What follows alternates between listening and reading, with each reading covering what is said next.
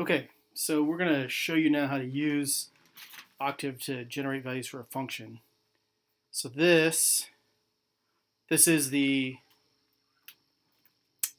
function for compound interest, or just compound growth for money.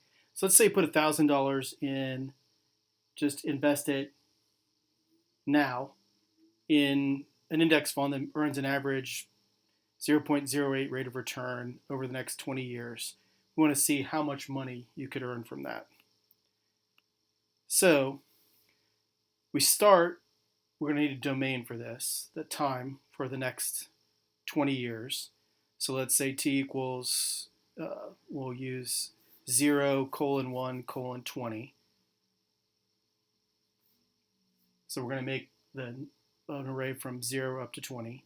And then we're going to get the amount of money that'll be in it after each year using that formula of 1,000 times 1 plus 0.08, which is the interest rate, and then raise it to the t power. We're going to use dot t because we're telling it to exponentiate each term in the array t. So now we have money as an array. And if we display money, we'll see the values.